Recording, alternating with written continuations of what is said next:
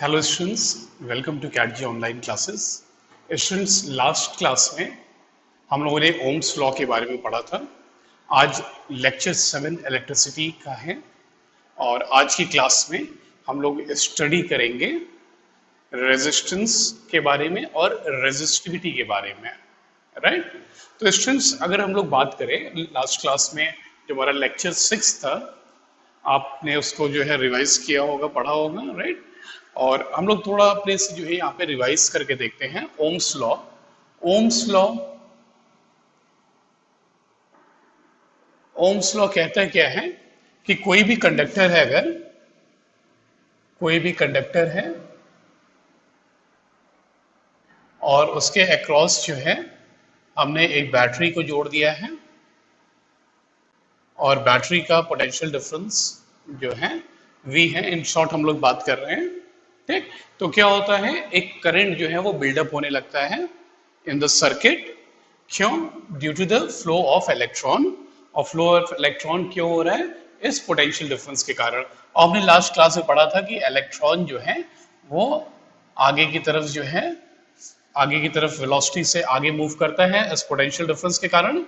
और जैसे ही ये आगे आया, ये पॉजिटिव आयन के साथ या एटम के साथ जो है कंडक्टर के कोलाइड करेगा। कोलाइड करके इलेक्ट्रॉन जो है, जो उसकी डायरेक्शन ऐसे इस तरीके से हो गई, ये छिटक गया। ठीक। फिर ये आगे बढ़ने की कोशिश करता है और यहाँ पर जो है एटम्स या आयंस से कंडक्टर के टकरा करके ये वापस जो है इस तरीके से इसका पाथ हो गया। तो ये एक जिगजैग पाथ करता हुआ अल्टीमेटली जो है इलेक्ट्रॉन क्या करता है, इलेक्ट्रॉन इस जिगजैग पाथ को करता हुआ इस कंडक्टर को जो है क्रॉस करता है और positive terminal of the battery की तरफ आता है। राइट। तो हमने देखा था इलेक्ट्रॉन का मूवमेंट अगर इधर हो रहा है स्टूडेंट्स, तो करंट जो बिल्डअप होगी सर्किट में वो इधर होगी। आप याद रखिएगा, ये जो है बैटरी का जो सेल है हमारा, यहाँ पर एक हमने सेल दिखाया है। ठीक। और इसी को हम लोग जो है दो सेल लगा दें स्टूडेंट्स, तो हम इससे क्या नाम दे देंगे? बैटरी का। इस बात को हमने लास्ट क्लास में देखा था। ठीक है। तो यहां पर जो है हमने बात, एक चीज ध्यान रखनी चाहिए कि करंट जो है हमेशा हाई पोटेंशियल से लो पोटेंशियल की तरफ जो है मूव करता है, फ्लो करता है। तो ये देखिए, ये जो पॉजिटिव टर्मिनल होता है बैटरी का और ये जो नेगेटिव है, फाइनली ये नेगेटिव टर्मिनल, तो हाई पोटेंशियल पे कौन सा मानते हैं?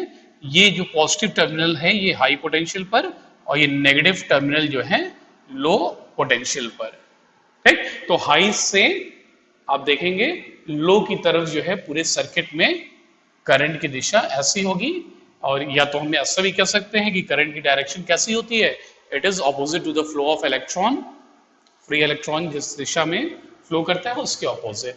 राइट। और यहां से स्टूडेंट्स जो है ओम्स लॉ में हमने पढ़ा था कि V is directly proportional to I। The current flowing in the circuit is directly proportional to the potential difference applied across the ends of the conductor. ठीक। तो यहां से हमने जो है V is equal to I R जो है लिखा था, जहां पे R क्या है students? R is the resistance of the conductor. Conductor का स्टूडेंट्स ये रेजिस्टेंस है। और ये हो क्यों रहा है, रेजिस्टेंस आ क्यों रहा है? यहां पर देखिए, आप याद रखिए, चार्ज का फ्लो होना, इलेक्ट्रॉन का फ्लो होना ही करंट है। ठीक है। तो इलेक्ट्रॉन जो है उसके फ्लो होने में ऑब्स्ट्रक्शन मिल रहा है, वो आसानी से फ्लो नहीं कर पा रहा है, उसको जो है जिगजैग पाथ मिल रहा है, एक ऑब्स्ट्रक्शन हुआ मतलब। तो obstruction offered by the atom और the ion of the conductor to the flow of electron. Right. तो रेजिस्टेंस पैदा क्यों होता है? Due to the obstruction offered by the atom to the flow of electron. इस वजह से जो है एक रेजिस्टेंस यहां पर मिल रहा है। और ये रेजिस्टेंस की अगर हम लोग बात करें स्टूडेंट्स, तो this resistance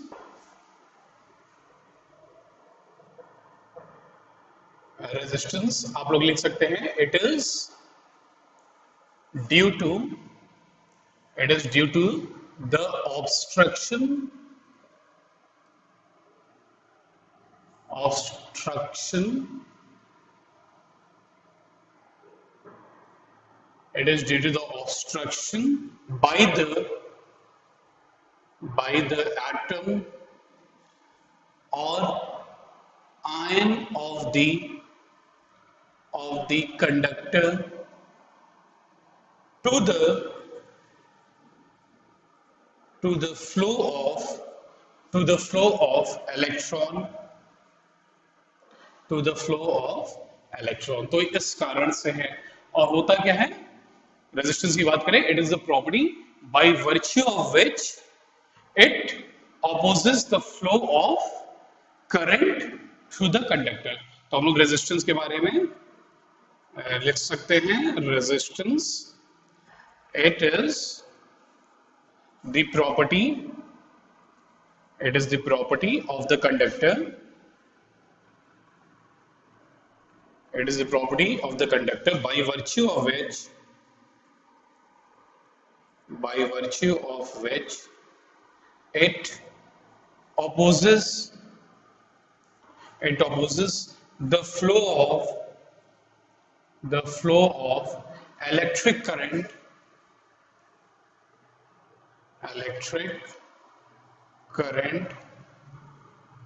through it। Right students, आज की क्लास में हम लोग रेजिस्टेंस और दूसरा टर्म रेजिस्टिविटी के बारे में ही बात करेंगे और न्यूमेरिकल्स कुछ करेंगे।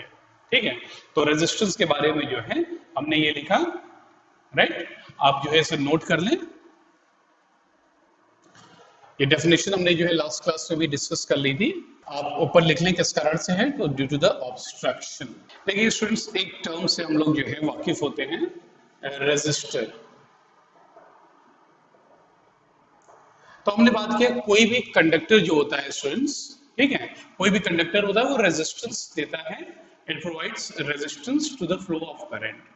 ठीक, तो रेजिस्टेंस जो है उसकी प्रॉपर्टी है कंडक्टर की, और जो हमारा कंडक्टर है उसको हम लोग जो है, जिसके पास रेजिस्टेंस है, उसको हम लोग दूसरे नाम रेजिस्टर कह के बोल सकते हैं, रेजिस्टर। तो हमने उस कंडक्टर को क्या कह दिया, रेजिस्टर। कई बार आपको क्वेश्चंस में या जो है हमारी लैंग्वेज में रेजिस्टर शब्द मिलेगा, राइट। तो आप लोग लिख लें रेजिस्टर क्या होता है, it is the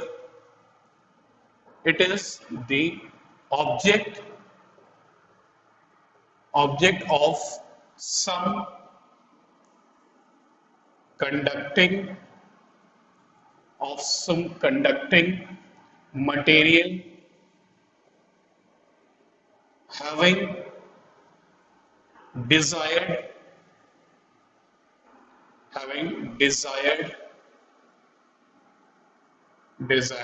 value of resistance, having desired value, जैसा भी जो है, जैसे भी हमारे रेजिस्टेंस की वैल्यू, आगे देखेंगे रेजिस्टेंस जो है अलग अलग होते हैं, 10 ओम 20 ओम कुछ भी हो सकते हैं।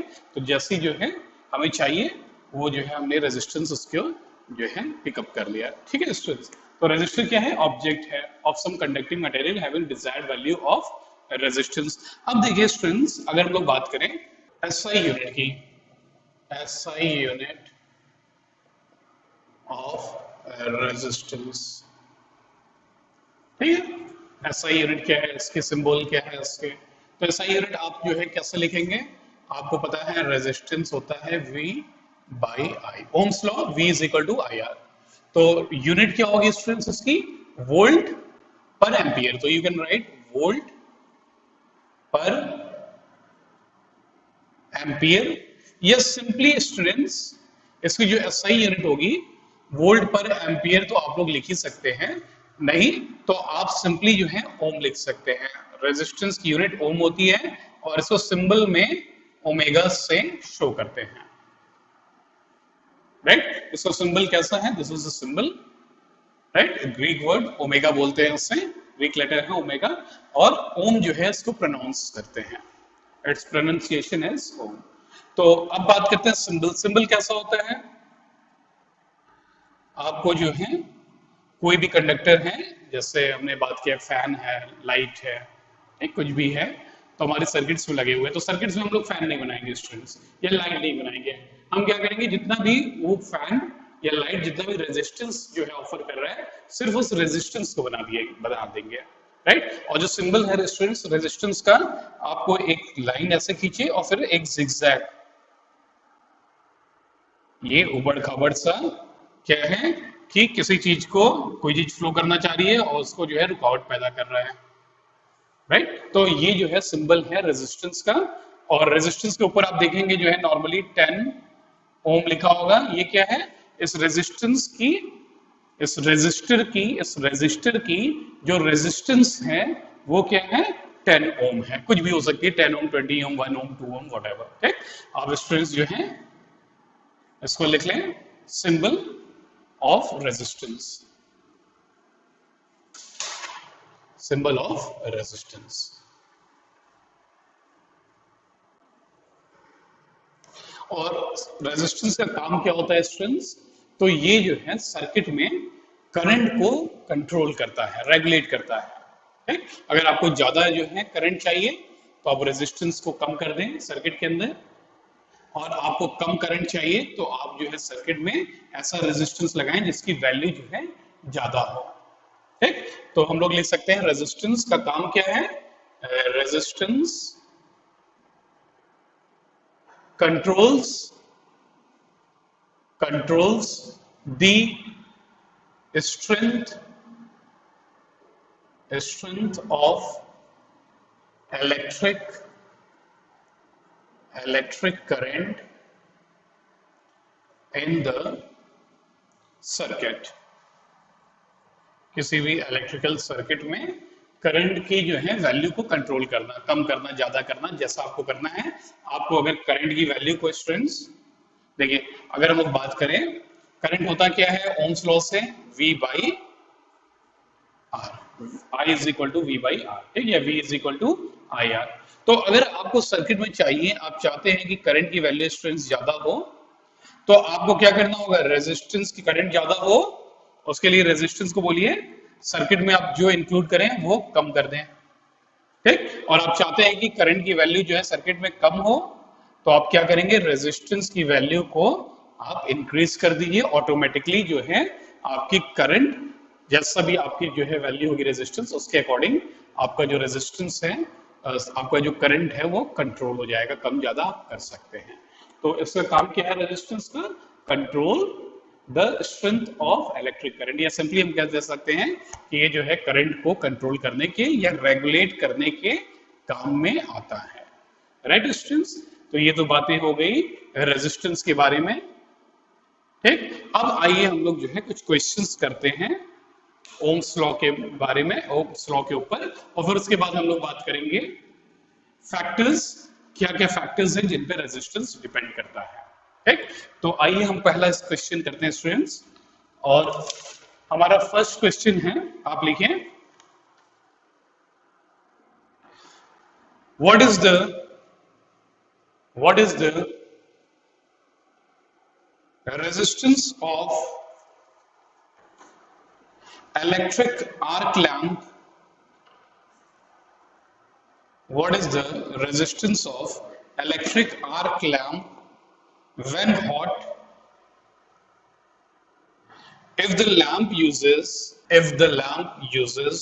20 ampere, if the lamp uses 20 ampere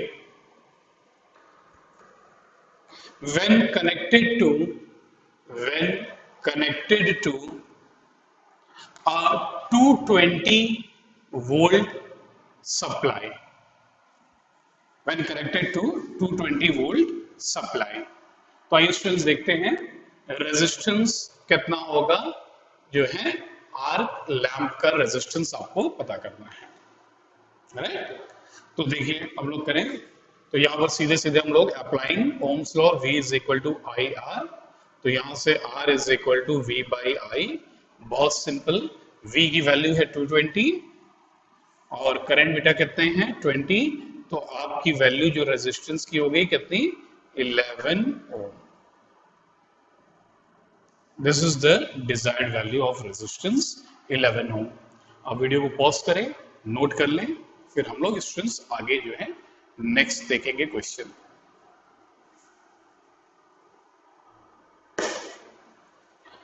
right students, तो मैं इसको रब कर दूं और हम लोग जो है नेक्स्ट क्वेश्चन का डाटा लिखेंगे। आइए आप लिखिए next question. The potential difference the potential difference between the terminals of an electric heater is 60 volt. As 60 volt, potential difference is 60 volt. When it draws a current of 4 ampere,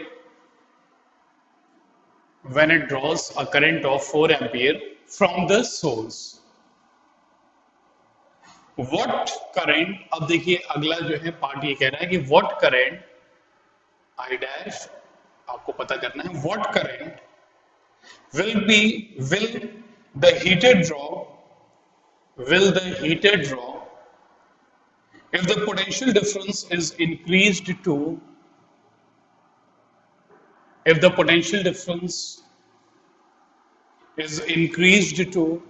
120 volt। तो students आपके पास एक electric heater है,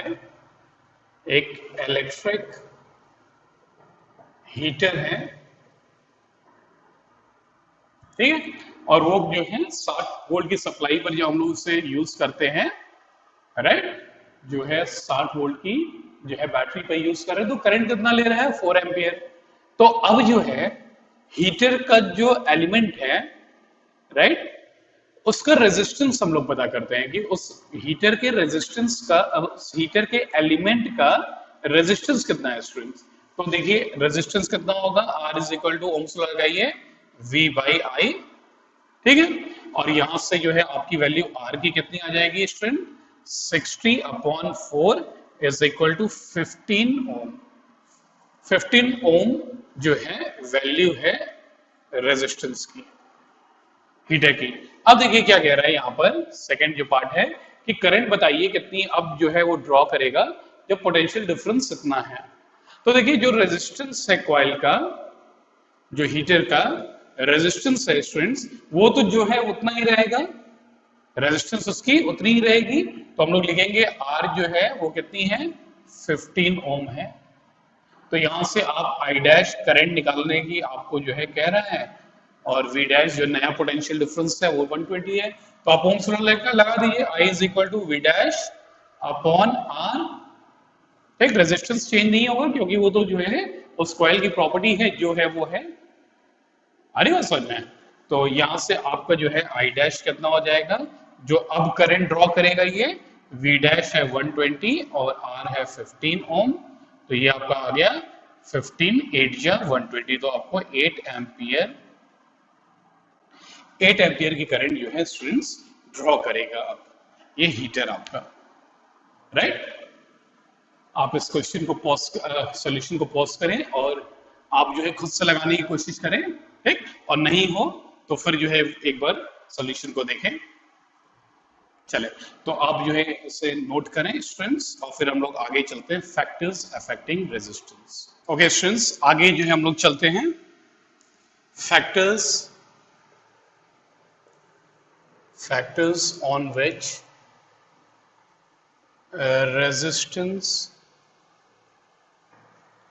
resistance depends. What are the factors? So students, we will discuss the factors on which resistance depend. So number 1, the factor resistance जिस पे depend करता है, number 1 length की बात करते हैं स्टूडेंट, लेंथ ऑफ कंडक्टर। तो number 1, the resistance depends on length of the conductor, right? Length of the conductor. तो स्टूडेंट्स देखते हैं रेजिस्टेंस जो होता है R, resistance is directly proportional to the length of the conductor. जैसे मान लीजिए हमारे पास एक वायर है 1 मीटर की और उसका रेजिस्टेंस है 1 ओम, ठीक। 1 मीटर की हमारे पास वायर है और उसका रेजिस्टेंस 1 ओम है। अगर जो है हम लोग लेंथ को बढ़ा दें, 1 मीटर का और वायर ले आए, ठीक, टोटल कितना हो गया 2 मीटर। 2 मीटर के वायर का रेजिस्टेंस क्या होगा, उसका रेजिस्टेंस बढ़ जाएगा और यहां पर बात करें तो डबल हो जाएगा, 2 ओम हो जाएगा। It is directly proportional. ठीक, क्यों? क्योंकि जैसे लेंथ जब बढ़ रही है कंडक्टर की, हमने जो है लेंथ को बढ़ा दिया, तो अब जो है इलेक्ट्रॉन जो जिगजैग, याद रखिए, जो जिगजैग पाथ करता था स्टूडेंट्स, मैं जो है जल्दी में बना रहा हूं, जो जिगजैग पाथ करते हुए आगे मूव करता था, वो पाथ भी क्या है, वो पाथ लंबी हो गई है ना, लेंथ के बढ़ने के कारण वो लेंथ जो है वो लंबी हो गई है। लेंथ के लंबे होने का मतलब क्या है, ज्यादा कोलिजन हो रहा है एटम्स से कंडक्टर के, आयन से जो है कंडक्टर के, उसका जो है फ्री इलेक्ट्रॉन का कोलिजन बढ़ गया है। तो अब क्या होगा, जब कोलिजन बढ़ गया तो ऑब्वियस सी बात है रेजिस्टेंस जो है वो बढ़ जाएगा। ठीक, तो हम लोग लिख सकते हैं कि लेंथ ऑफ द कंडक्टर पर डिपेंड करता है, और कैसे, it is resistance is directly proportional to the length of the conductor. लिख लें, यहां पे नोट कर लें स्टूडेंट्स, जरूरी चीज, when the length of the conductor when the length of the conductor increases, the electron have to travel the electron have to travel a larger distance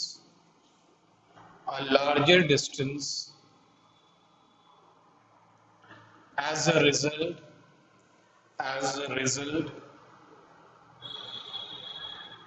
the resistance of the conductor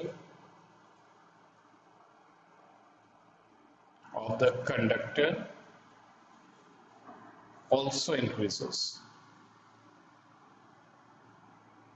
तो आप लोग visualise कर पा रहे हैं अपने दिमाग में स्टूडेंट्स इस चीज को, कि जब लेंथ बढ़ रही है तो इलेक्ट्रॉन को जो है ज्यादा लंबी दूरी तय करनी पड़ रही है, ज्यादा नंबर ऑफ कोलिजन्स होने स्टार्ट हो जाएंगे, तो ऑब्वियसली बात है रेजिस्टेंस जो है वो बढ़ेगा। और कैसे बढ़ेगा, it is directly proportional to the length of the conductor. अगर आपने लेंथ को कम कर दिया, ठीक, 1 मीटर की जगह आधा मीटर ले लिया, तो रेजिस्टेंस क्या होगा, डिक्रीज हो जाएगा उस केस में स्टूडेंट। ठीक, पहले जितनी थी उसके कंपैरिजन में। तो आप स्टूडेंट्स ये पॉइंट लिखें, वीडियो को पॉज करके जल्दी से लिख लें, फिर हम लोग सेकंड पॉइंट में स्टूडेंट्स जो है डिस्कस करेंगे। राइट, मैं चलता हूं स्टूडेंट्स सेकंड पॉइंट की तरफ। अब देखिए, एक चीज तो ये है कि जो हमारा वायर है, जैसे ये हमारा वायर है कंडक्टर जो है, इसकी लंबाई की तो बात कर ली, और दूसरी चीज क्या है, दूसरी चीज इसकी जो है cross sectional area. Cross sectional area देखिए बेटा, ये है, आप जब इसे काटेंगे, राइट, तो उसकी जो है क्रॉस सेक्शन कैसे आएगी, वो इस तरीके की, और अगर देखें इसका शेप कैसा है तो सर्कुलर है, तो हम कह सकते हैं इसका क्रॉस सेक्शन जो है वो कैसा है, सर्कुलर शेप का है। राइट, तो क्रॉस सेक्शनल एरिया की बात करते हैं, तो नंबर 2, इट डिपेंड्स ऑन, आप लिख सकते हैं, इट डिपेंड्स ऑन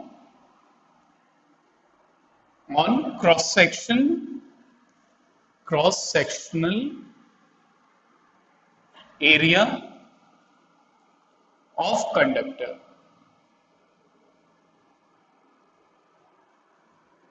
देखिए, अब रेजिस्टेंस जो है स्टूडेंट, रेजिस्टेंस क्या होता है, resistance is inversely proportional, it is inversely proportional to the cross section area, आप लिख सकते हैं। Right, resistance is proportional to 1 upon cross sectional area, या resistance is inversely proportional to the cross sectional area.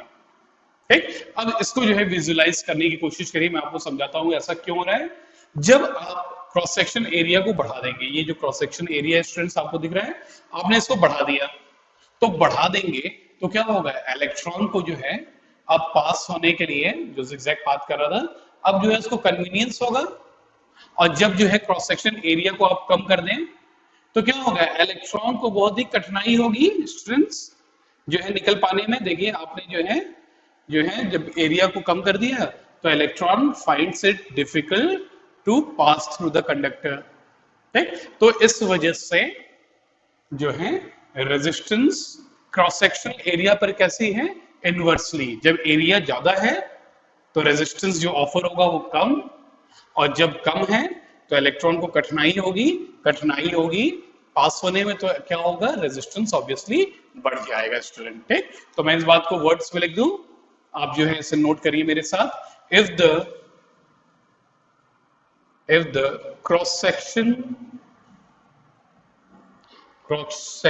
area is decreased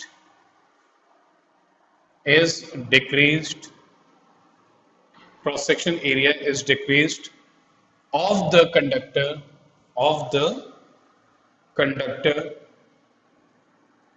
then the electron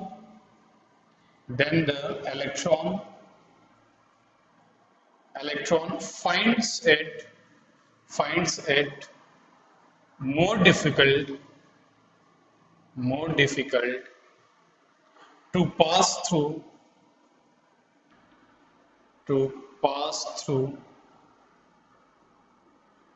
the conductor। तो हमने यहाँ पे बात की कि जब क्रॉस सेक्शन एरिया कम कर देंगे तो ऑब्वियसली जो है इलेक्ट्रॉन को जो है वो मुसीबत होगी, डिफिकल्टी होगी पास होने में, और जब बढ़ा देंगे तो आराम से जो है सपट इलेक्ट्रॉन निकल जाएगा। उस केस में क्या होगा, रेजिस्टेंस जो है स्टूडेंट्स वो कम ऑफर करेगा। ठीक, तो आपको ये दोनों पॉइंट अच्छे से समझ में आई। ठीक, अब आइए हम लोग थर्ड पॉइंट की बात करते हैं, और थर्ड पॉइंट बट ऑब्वियस है। तो आप बताइए, और तीसरी चीज ऐसा क्या हो सकता है जिसपे जो है स्टूडेंट डिपेंड होगा रेजिस्टेंस ऑफ अ कंडक्टर। तो कंडक्टर के नेचर के ऊपर, ठीक है, आदमी के अंदर कितना गुस्सा है, अगर इस बात की गुस्सा भी आदमी की प्रॉपर्टी है। ठीक, तो आदमी की एक तरीके से जो है रेजिस्टेंस क्या है, गुस्सा है यहाँ पर। तो आदमी के जो गुस्सा है वो कब बढ़ेगा, कब कैसे जो है कैसे डिपेंड करता है, तो आदमी टू आदमी, पर्सन टू पर्सन डिपेंड करेगा। एक सीधा साधा बंदा है तो उसके अंदर कम गुस्सा होगा। एक बहुत ही जो है डेंजरस आदमी है, खूंखार, तो उसके अंदर जो है गुस्सा बहुत ज्यादा होगा। तो वो तो जो है पर्सन टू पर्सन, अलग अलग लोगों में अलग अलग होगा। ऐसे ही जो नंबर 3 है, बताइए अब क्या होगा, किस चीज पे जो है रेजिस्टेंस डिपेंड होगा, it depends on the nature of material of the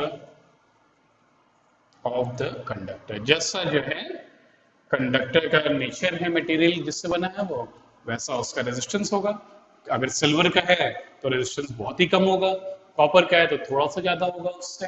ठीक है, तो अगर जो है बात करते हैं नाइक्रोम का हो तो नाइक्रोम का काफी ज्यादा होगा। ठीक है स्टूडेंट्स, नाइक्रोम को हम लोग जो है, जो इलेक्ट्रिक हीटर होता है, ठीक, जाड़े में जिससे आप लोग हाथ सेकते हैं, या कुछ घरों में जो है हीटर में खाने बनते हैं, तो उसका जो कॉइल होता है वो किसका बना होता है, नाइक्रोम का। तो उसका रेजिस्टेंस क्या होता है, बहुत हाई होता है। ठीक है, तो आप नोट कर लें, third point depends on the nature of material of the conductor. ठीक, चलिए अब फोर्थ पॉइंट मैं आपको बताता हूं स्टूडेंट्स। फोर्थ चीज जिस पे डिपेंड करता है, that is on the temperature of the conductor.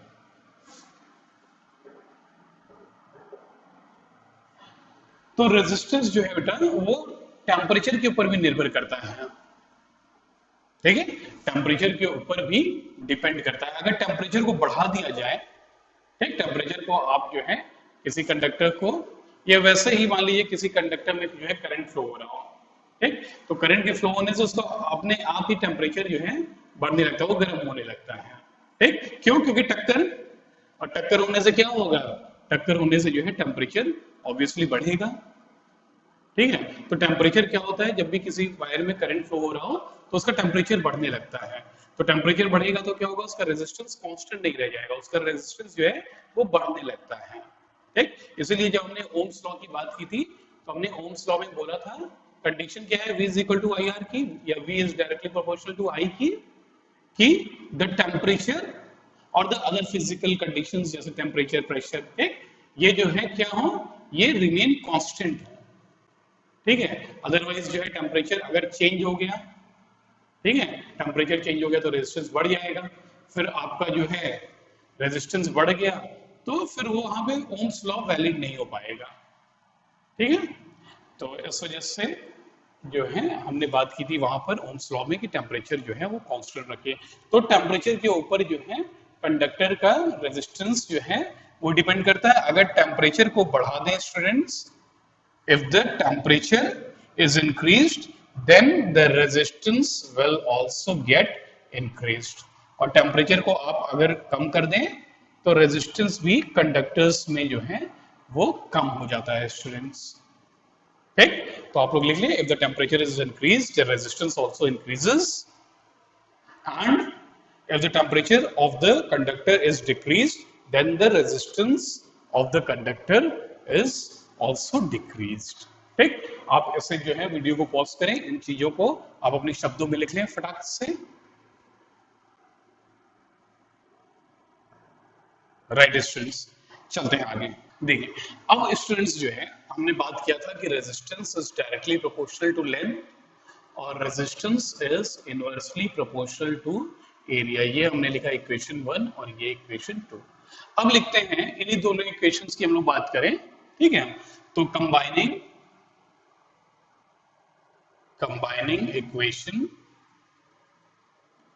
1 and 2, तो 1 और 2 जो है इक्वेशन स्टूडेंट्स उसको हम लोग कंबाइन करें, ठीक, तो क्या मिलेगा बताइए, R is proportional to L by A, या आर इज इक्वल टू, जब भी आपका डायरेक्टली प्रोपोर्शनल का साइन जो है प्रोपोर्शनलिटी काटता है तो कांस्टेंट ऑफ प्रोपोर्शनलिटी आता है, तो R is equal to a constant rho L by A, ठीक। तो रेजिस्टेंस के लिए आपके पास एक फॉर्मूला ये भी बन गया, और स्टूडेंट्स ये जो रो है this is constant of proportionality, या इसी को कहते हैं स्टूडेंट रेजिस्टिविटी,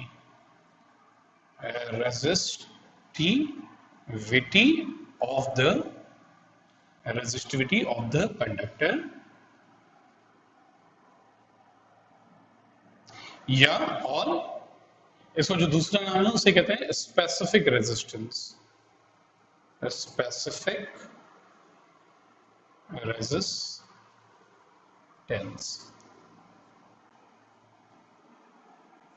ठीक है, स्पेसिफिक रेजिस्टेंस, आप नोट कर लें इसे।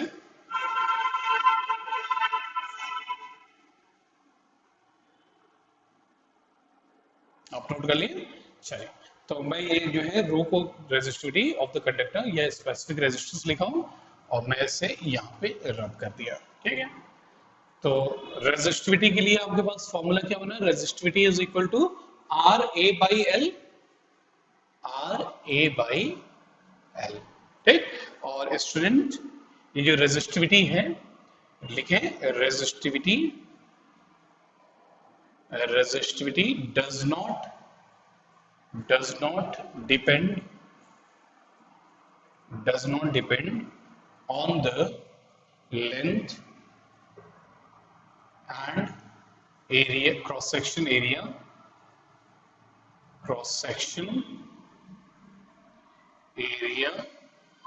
of the conductor, ठीक है। आप लिखें, मैं आपको समझाऊंगा क्यों नहीं करता है,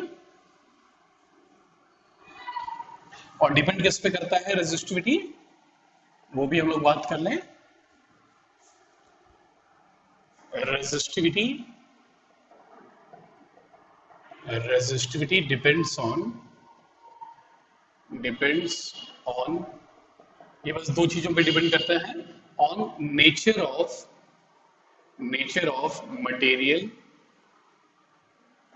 मटेरियल कैसा है, किस चीज का बना है, nature of material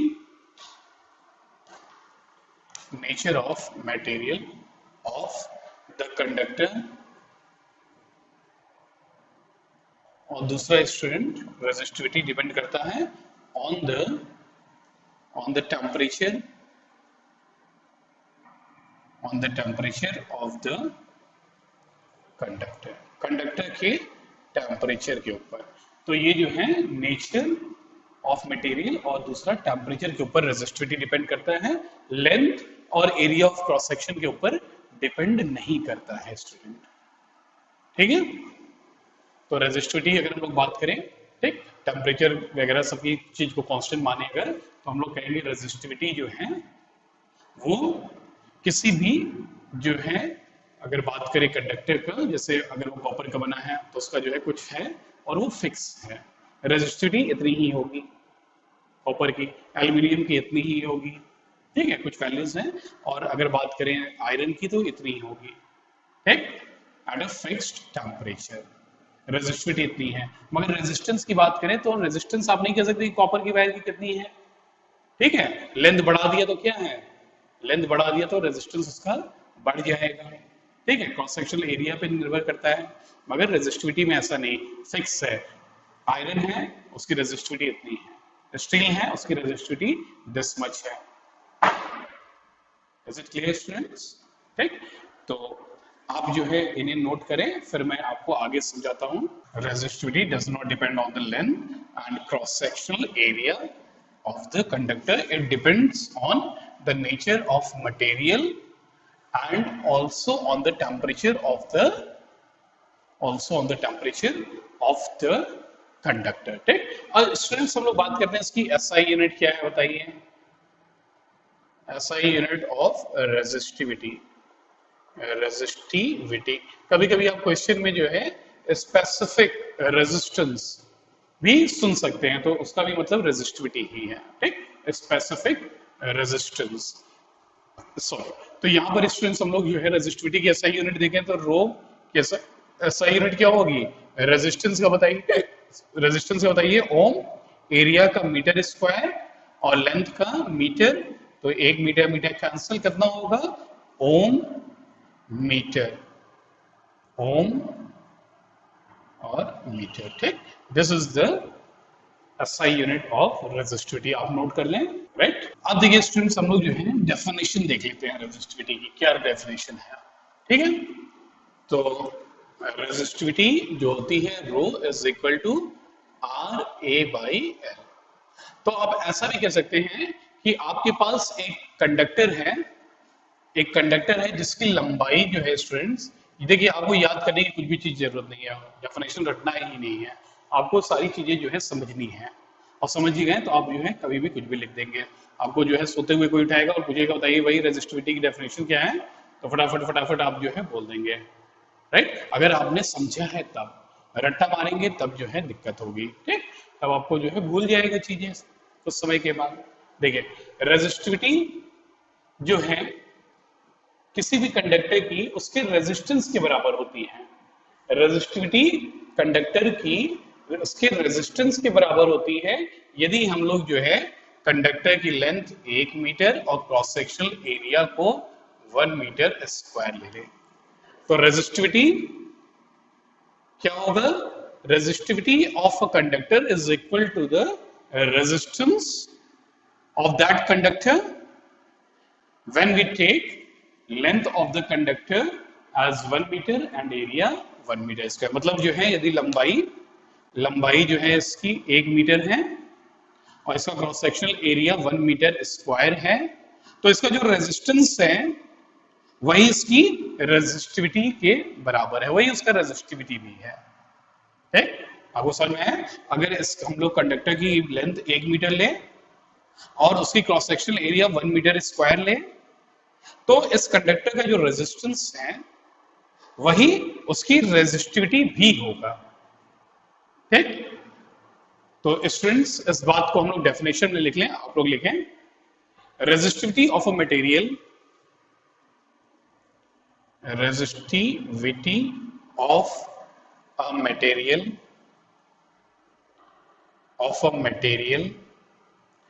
is defined as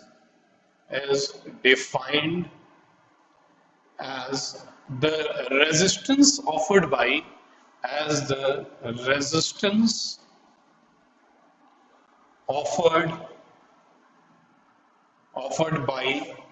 A cylindrical of a cylindrical conductor of the material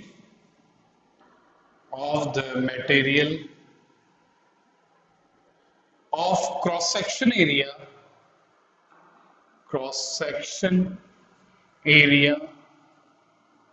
1 meter square and length 1 meter when current flows through it। तो बेटा आपके पास रेजिस्टिविटी की बहुत ही अच्छी डेफिनेशन मिली, बिल्कुल आसान सी, कि resistivity of a material is defined as the resistance offered by a cylindrical conductor. Cylindrical conductor मतलब हमने क्या बात किया, एक वायर जो है बात करें तो सिलिंड्रिकल ही होता है, राइट। उसका जो है क्रॉस सेक्शन कैसा होता है, उसका क्रॉस सेक्शन जो है वो सर्कुलर होता है और इसकी लेंथ जो है ही, ठीक, कंडक्टर की। तो बाय अ सिलिंड्रिकल कंडक्टर, ये भी सिलेंडर ही है ना, और वायर अगर हो तो वायर भी ऐसा ही तो होता है, पतला होता है थोड़ा सा, है ना, और नहीं तो वायर तो मोटे भी होते हैं, ठीक। ऑफ अ सिलिंड्रिकल कंडक्टर, क्यों बोल रहे हैं आपको समझ में आया, of a cylindrical conductor of the material of cross sectional area 1 metre square and length 1 metre when current flows through it. तो स्टूडेंट्स ये तो बात है रेजिस्टिविटी की। आप वीडियो को पॉज करें और इसे नोट कर लें।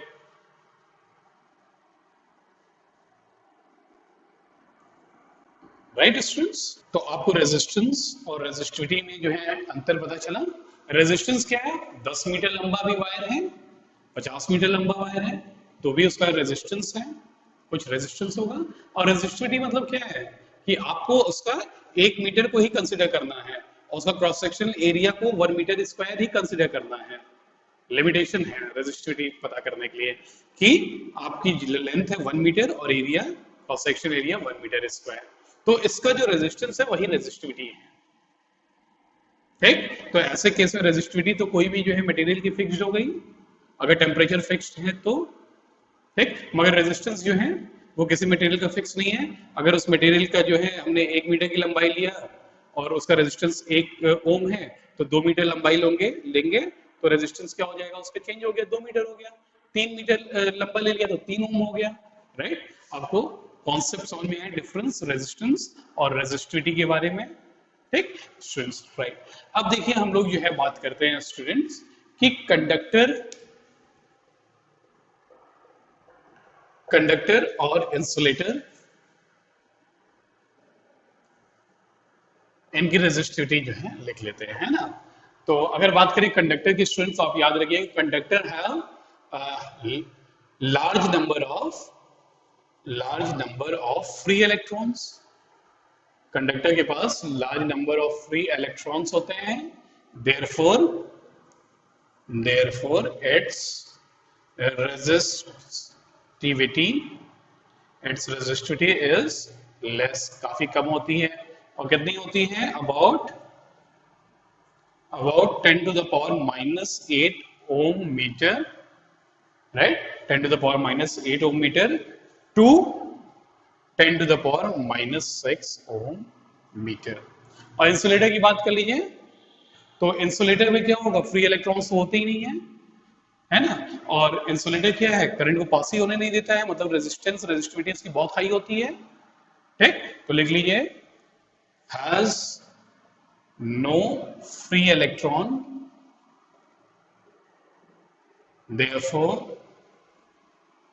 therefore has high resistivity